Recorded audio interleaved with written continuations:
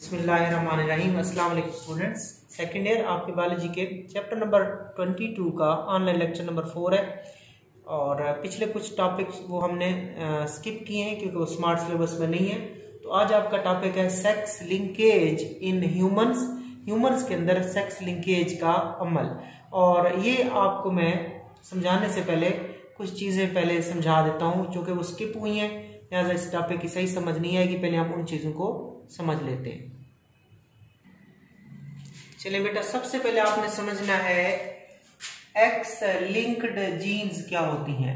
X linked jeans क्या होती हैं, सबसे पहले आपने इनके बारे में समझना है। ठीक है, नाम से जाहिर है बेटा कोई चीज भी आपने इसमें याद नहीं रखनी कि एक्स लिंक्ड जीन्स वो जीन्स जो एक्स क्रोमोसोम के ऊपर पाई जाएं, वो जीन्स जो एक्स क्रोमोसोम के ऊपर पाई जाएं उनको हम कहते हैं X linked gene.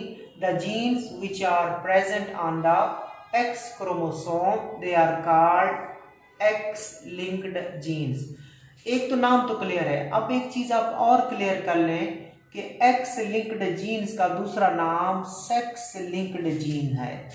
X linked gene का दूसरा नाम सेक्स लिंक्ड जीन्स है। The gene which are present only on the X chromosome and they are not present on the Y chromosome. They are called X-linked gene, also called sex-linked genes. आगे चलते हैं X-linked trait की तरफ। X-linked trait, आपको पता है बेटा जो जीन्स होती हैं वो ट्रेट्स को कंट्रोल करती हैं। जीन्स जो जानदार में पाई जाती हैं वो जानदार की खसूसियात को कंट्रोल करती हैं। सो एक्स लिंक्ड जीन्स जिन खसूसियात को कंट्रोल करती हैं, कौन? एक्स लिंक्ड जीन्स जिन खसूसियात को कंट्रोल करती हैं उन्हीं खसूसियात को हम एक्स लिंक्ड ट्रेट कहते हैं। The trait which are controlled by the X linked genes are called X linked trait. जिस तरह उनको आपने सेक्स लिंक्ड जीन्स कहा था, लिहाजा एक्स लिंक्ड ट्रेट का भी दूसरा नाम सेक्स लिंक्ड ट्रेट है। और बेटा एक्स लिंक्ड ट्रेट जो होते हैं वो कुछ डोमिनेंट ट्रेट्स होती हैं। क्या होती हैं? कुछ डोमिनेंट होती हैं, कुछ रिसेसिव होती हैं। एक्स लिंक्ड ट्रेट में से कुछ डोमिनेंट ट्रेट्स होती हैं, कुछ रिसेसिव ट्रेट होती हैं। और जो एक्स लिंक्ड डोमिनेंट ट्रेट होती हैं उनको x linked dominant gene control करती है। एक्स लिंक्ड डोमिनेंट ट्रेट को एक्स लिंक्ड डोमिनेंट ट्रेट को x linked dominant gene control करती है और एक्स लिंक्ड रिसेसिव ट्रेट को x linked recessive gene control करती है। बेटा याद रखिएगा, एक्स लिंक्ड जो डोमिनेंट ट्रेट्स होती हैं वो फीमेल्स में ज्यादा होती हैं। ठीक हो गया। जबकि जो एक्स लिंक्ड रिसेसिव ट्रेट हैं वो क्या करती हैं? X linked recessive trait males में ज्यादा होती हैं। हम यहाँ पे इन्हीं को पढ़ेंगे, एक्स लिंक्ड रिसेसिव ट्रेट को, जिसमें हम हीमोफीलिया को पढ़ेंगे और कलर ब्लाइंडनेस को पढ़ेंगे, जो मर्दों में ज्यादा होंगी, मेल्स में ज्यादा होंगी। They will affect more men than women. अब आगे चलते हैं वाई लिंक्ड जीन्स। ठीक है बेटा, Y linked gene, the genes which are present on the Y chromosome, वो जीन जो वाई क्रोमोसोम पे पाई जाती हैं उनको वाई लिंक्ड जीन्स कहते हैं। और उनकी खसूसियात को क्या कहते हैं? Y linked trait. लेकिन इन वाई लिंक्ड जीन को या वाई लिंक्ड ट्रेट को आपने सेक्स लिंक्ड जीन या सेक्स लिंक्ड ट्रेट नहीं कहना। Y linked gene, the gene which are present only on the Y chromosome and they are not present on the X chromosome, they are only present on Y chromosome. These genes are known as Y-linked gene and the trait which are controlled by Y-linked gene are called Y-linked trait. और ये सिर्फ और सिर्फ किस में पाई जाती है trait? ये मेल में पाई जाती है। ये ट्रेट किधर होती है? मेल में, क्योंकि Y क्रोमोसोम सिर्फ कहाँ होता है? मेल्स में होता है। जबकि X क्रोमोसोम औरत में भी हो सकता है और X क्रोमोसोम मर्द में भी हो सकता है। So X linked dominant recessive trait दोनों को मुतासर कर सकती है, ज्यादा कम करती हैं, लेकिन एक्स लिंक्ड ट्रेट जो होती है या सेक्स लिंक्ड ट्रेट होती है मर्द औरत दोनों को मुतासर करती है। मर्द और औरत दोनों को मुतासर करती है। देखिए वाई लिंक्ड ट्रेट सिर्फ और सिर्फ किसको मुतासर करती हैं? सिर्फ मेल्स को, क्योंकि Y chromosome is present in the male. आगे चलते हैं बेटा कुछ जीन्स होती हैं जो एक्स क्रोमोसोम पे भी पाई जाती हैं और वाई क्रोमोसोम पे भी पाई जाती हैं। सो ऐसी जीन्स जो एक्स क्रोमोसोम पे भी हों और वाई क्रोमोसोम पे भी मौजूद हों, ऐसी जीन्स को X and Y linked genes कहते हैं।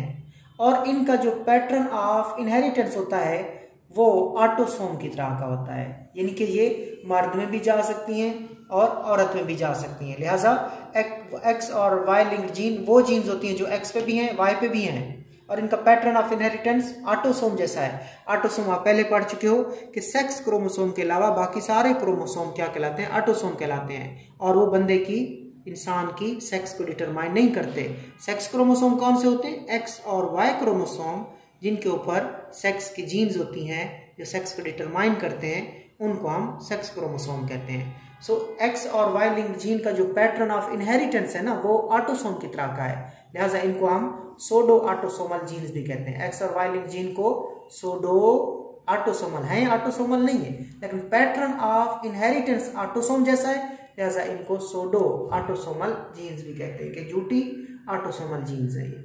आगे चलते हैं। एक्स और वाई लिंक्ड जो जीन्स हैं, ये जिन ट्रेड्स को कंट्रोल करती हैं, उन ट्रेड्स को हम X and Y linked trait कहते हैं। तो अब हम चलते हैं अपने टॉपिक की तरफ। तो टॉपिक है बेटा आपका sex linkage in humans. Important topic है। Humans have many X linked trait of which some like hemophilia and color blindness are recessive, while hypophosphatemic or vitamin D resistant rickets are dominant।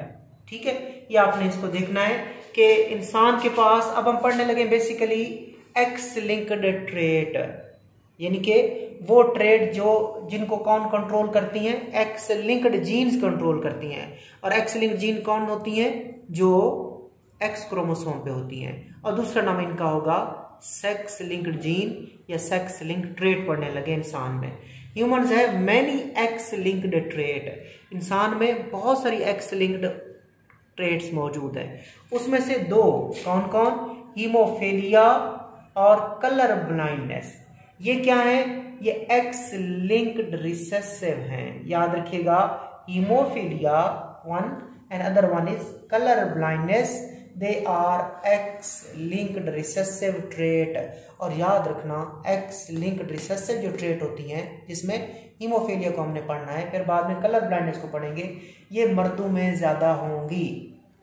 ठीक है, तो haemophilia colour blindness recessive हैं, X linked recessive trait हैं, यानी कि इनको x linked recessive gene control करती है। जब इनको x linked recessive gene control करती है तो ये एक्स लिंक्ड रिसेसिव ट्रेट बनती हैं। जबकि हाइपोफॉस्फेटेमिक और vitamin D resistant rickets, they are X linked dominant trait. X linked dominant trait कौन? हाइपोफॉस्फेटेमिक और विटामिन डी रेजिस्टेंट रिकेट्स। बेटा रिकेट्स, ठीक है, रिकेट्स में आप कहते हो कि विटामिन डी की कमी हो जाती है, कैल्शियम की कमी हो जाती है, फास्फोरस की कमी हो जाती है। ठीक है, और एक रिकेट होती है, अगर हम बच्चों को क्या दे दें? दूध दे दें, ठीक है, और उसके बाद विटामिन डी दे दें, वो रिकेट ठीक हो जाती है। ठीक है, उसको सिंपल बोलते हैं डाइटरी रिकेट्स। लेकिन ये डाइटरी रिकेट्स नहीं है, ये है हाइपोफॉस्फेटेमिक और विटामिन डी रेजिस्टेंट रिकेट, यानी कि इस रिकेट में अगर हम विटामिन डी भी दे दें फिर भी ये ठीक नहीं होती। लिहाजा हाइपोफॉस्फेटेमिक और विटामिन डी रेजिस्टेंट रिकेट जो होती है, ये एक्स लिंक्ड डोमिनेंट ट्रेट है। तो आपने एक्स लिंक रिसेसिव में दो देखी, हीमोफीलिया कलर ब्लाइंडनेस, और एक्स लिंक डोमिनेंट ट्रेट की मिसाल आपने क्या देखी? हाइपोफॉस्फेटेमिक और विटामिन डी रेजिस्टेंट रिकेट। आगे चलते हैं। X linked dominant is a trait. X linked dominant एक ट्रेट है which is determined by X linked dominant gene। नाम से जाहिर इसमें कोई मतलब चीज नहीं है जो आपको समझना है कि X linked dominant ट्रेट वो ट्रेट होती है जिसको X linked dominant gene control करती है। इसी तरह X linked recessive एक ट्रेट है जिसको X linked recessive gene control करती है। X linked recessive ट्रेट को X linked recessive gene control करती है। X linked recessive gene X linked recessive खसूसियत को कंट्रोल करेंगी, जबकि X linked dominant gene X link dominant trait को कंट्रोल करेंगी। आगे चलते हैं। There patterns of inheritance are very different from each other. इन दोनों का जो पैटर्न ऑफ इनहेरिटेंस है बेटा, वो दोनों का पैटर्न ऑफ इनहेरिटेंस मुख्तलिफ है। ठीक हो गया। मैं आपको इसके बारे में बता दूं कि एक्स लिंक रिसेसिव ट्रेट का जो पैटर्न ऑफ इनहेरिटेंस है उसको समझने लगे। एक बात अभी याद कर लें कि X link recessive trait they are more common in men than women. तो सबसे पहले हम देखते हैं हीमोफीलिया को। तो यहाँ पे उसने लिखा है पहले एक दफा x linked recessive inheritance. X linked recessive inheritance की जो एक्स लिंक्ड खसूसियात होती हैं, एक्स लिंक रिसेसिव खसूसियात होती हैं, वो इनहेरिट कैसे होती हैं, वो आगे किस तरह जाती हैं, किसको इफेक्ट करेंगी। Experimental matings are not practically possible in humans. इंसान में तजर्बाती जो मिलाप होता है मर्द और औरत में, वो पॉसिबल नहीं है। Mode of inheritance of human trait can be traced through pedigree. लिहाजा हम इसको किससे ट्रेस करते हैं, हम इसको देखते हैं, मतलब फैमिलीज को पढ़ते हैं, शजरा नसब को पढ़ते हैं, बच्चों को पढ़ लेते हैं, बच्चों को देखते हैं उनको कोई मसला तो नहीं है, फिर उनके माँ बाप को देखते हैं, फिर उन माँ बाप के जो माँ बाप होते हैं उनको देखते हैं, ठीक है, दादा दादी नाना नानी, इस तरीके से हम ट्रेस करते हैं। क्यों? क्योंकि एक्सपेरिमेंटल इंसानों में पॉसिबल नहीं होती, एक्सपेरिमेंटल मेटिंग्स इंसान में पॉसिबल नहीं है। तो हम ये चीज़ें किससे सीखते हैं, ट्रेस करते हैं हम पेडिग्री के जरिए। सो टॉपिक है आपका, स्टार्ट करते हैं main topic, the genetics of haemophilia. Haemophilia के बारे में बेटा आपने सुना होगा कि एक ऐसी बीमारी है जिसमें अगर बंदे को चोट लग जाए तो उसके बाद उसका खून नहीं जमता, ठीक है, उसका खून नहीं जमता। आज हम इसकी टाइप्स पढ़ेंगे और इसके पीछे इसकी जेनेटिक बेसिस क्या है, फिर ये किस तरह माँ बाप से बच्चों में जाती है, इसका पैटर्न ऑफ इनहेरिटेंस देखेंगे। सबसे पहले इसी के बारे में इंट्रोडक्शन देख लेते हैं। सो जेनेटिक्स ऑफ हीमोफीलिया, बिल्कुल आसान शाबाश। Haemophilia is a rare X linked recessive trait. पहले तो ये रेयर है, यानी कि कम होती है, और है क्या, मैंने ऊपर ही बता चुका हूँ कि एक हीमोफीलिया बेटा और एक कलर ब्लाइंडनेस, ये क्या होती हैं, एक्स लिंक्ड रिसेसिव ट्रेट्स हैं। ठीक हो गया, इनको x linked recessive jeans control करती हैं। सो it is x linked recessive trait. आगे अब इसके बारे में बताया जा कि बीमारी होती क्या है, इसमें क्या होता है। Haemophilics blood fail to clot properly after injury.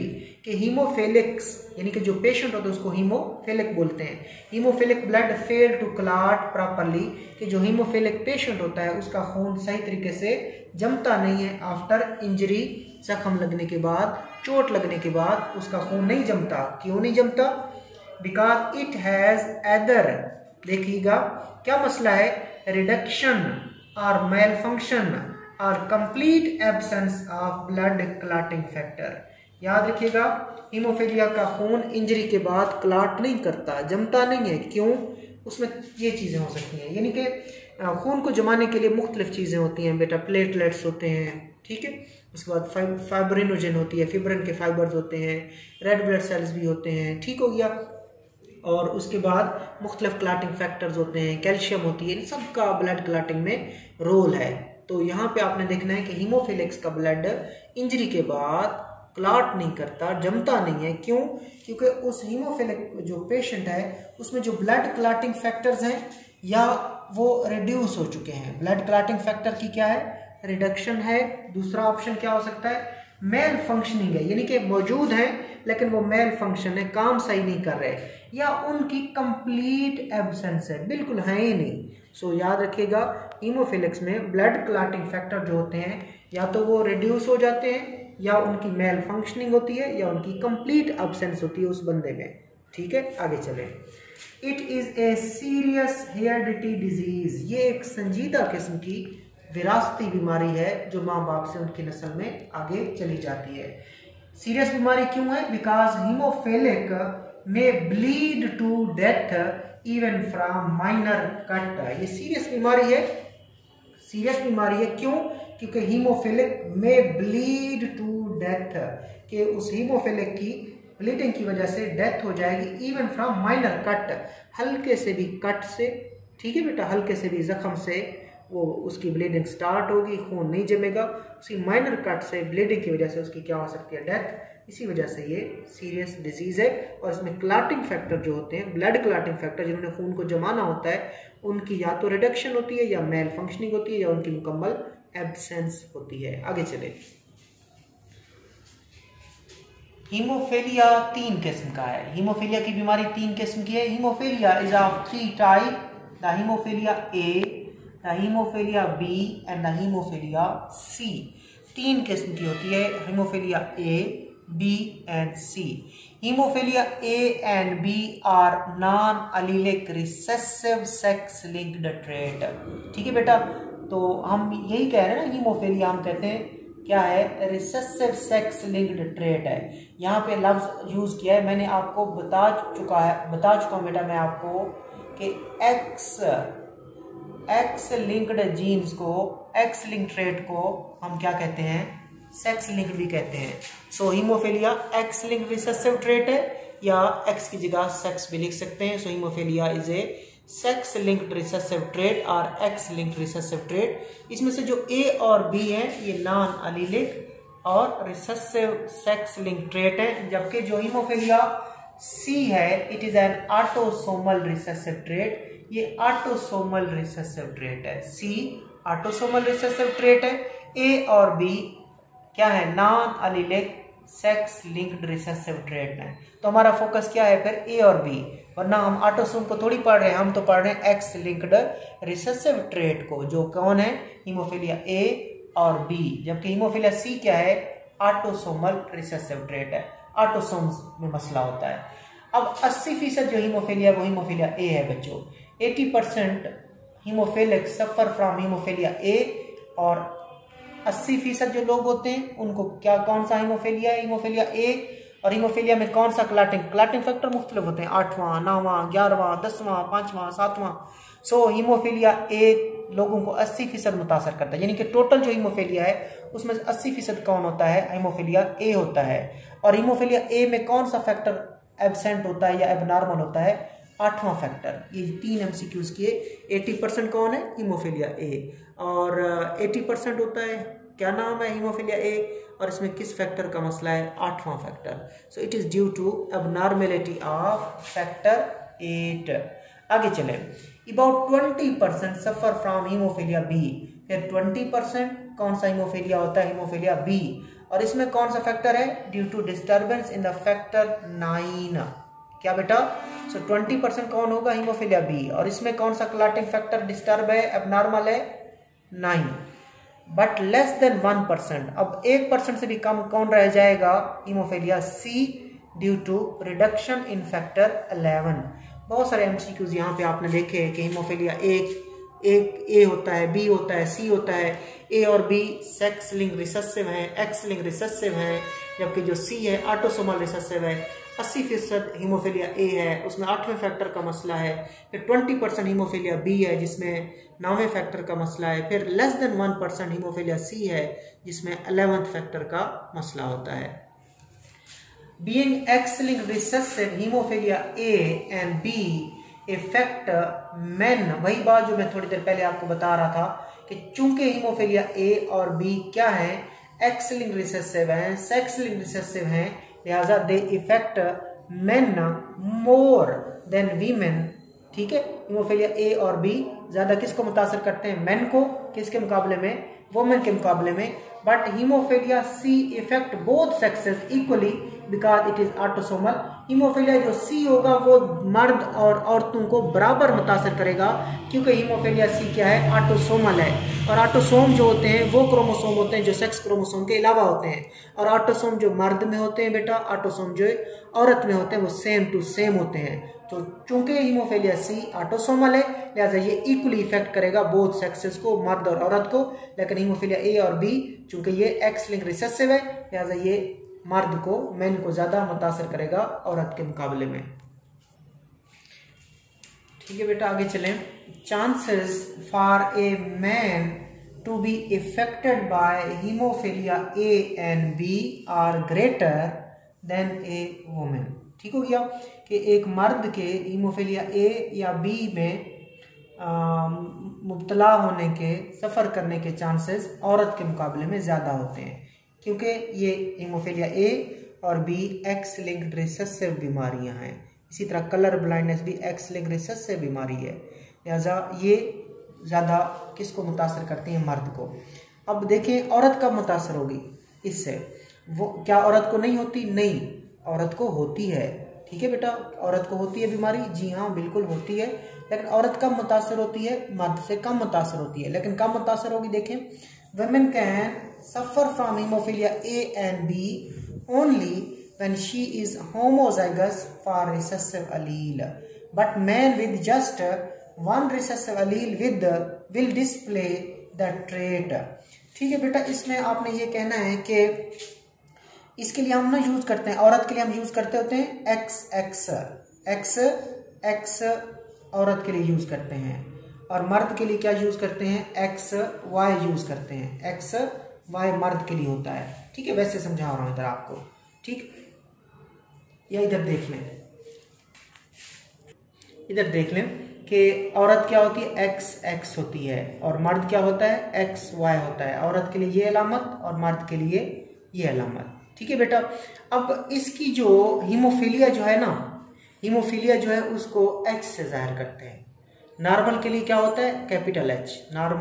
Normal individual क्या होते हैं, कैपिटल H वाले होते हैं, जबकि हीमोफीलिया वाले जो मरीज होते हैं उसमें हम क्या लिखते हैं, हीमोफीलिया जो होता है उसमें हम क्या लिखते हैं, स्मॉल h लिखते हैं। ठीक, ये आपने देखा। उसके बाद मैं आपको बता दूं कि अगर मर्द में एक स्मॉल h आ जाए, मर्द में एक स्मॉल h आ जाए तो ये तो हीमोफीलिया हो जाएगा।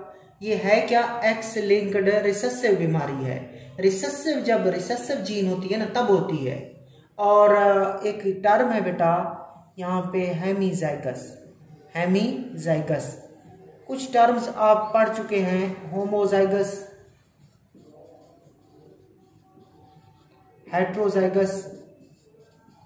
इनसे हट के एक टर्म है हेमीजाइगस। होमोजाइगस देख लें, होमोजाइगस आप कब कहते हो, जब दोनों जीन सेम हो। जब दोनों जीन सेम हो तो उसको क्या कहते हैं, like X capital H। Heterozygous क्या होता है, X कैपिटल H और X स्मॉल h, ये दोनों मुख्तलिफ है तो ये हेट्रोजाइगस, ये दोनों सेम है तो होमोजाइगस।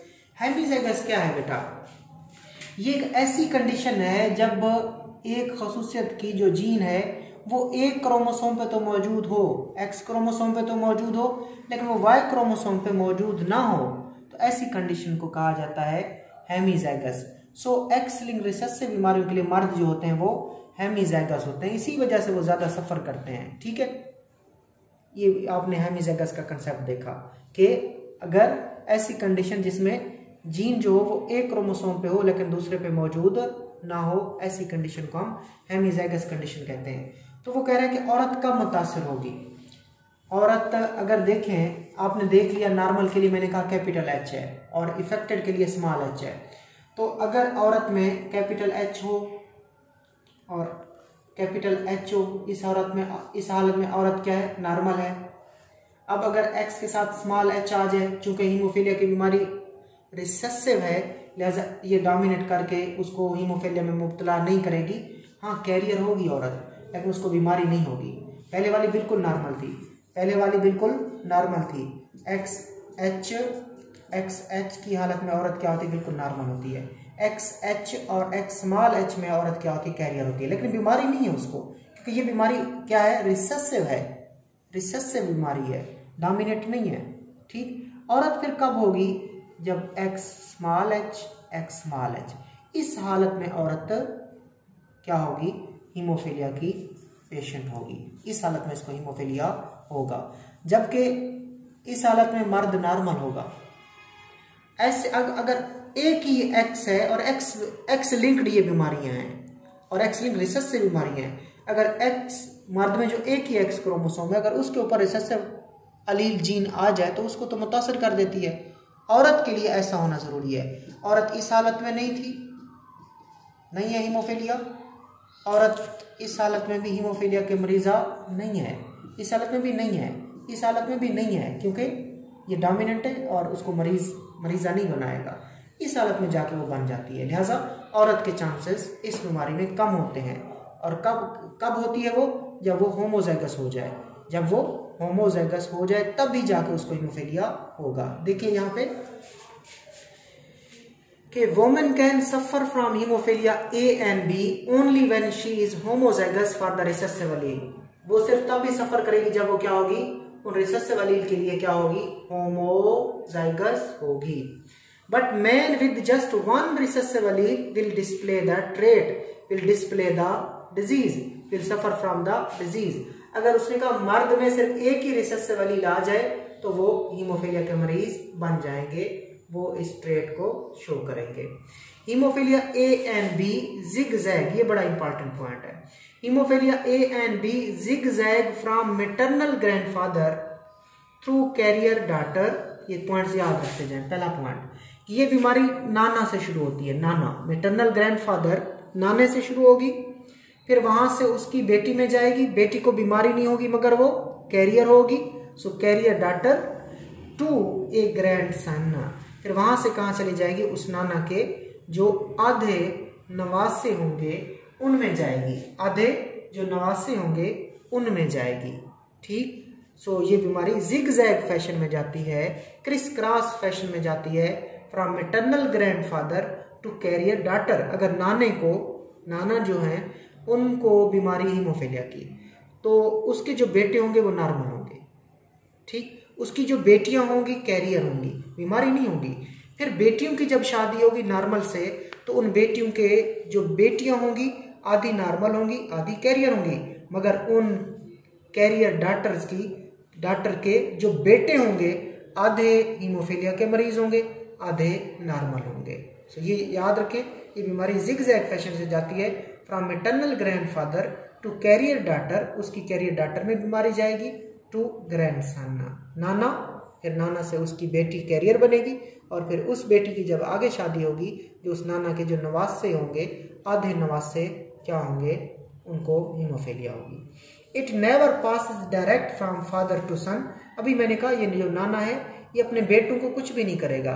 ये जो नाना मुतासर है, हीमोफीलिया से मरीज है, हीमोफीलिया का मरीज है, इसके बेटे बिल्कुल नॉर्मल होंगे। सो ये बीमारी कभी भी बाप से डायरेक्ट सन में नहीं जाती।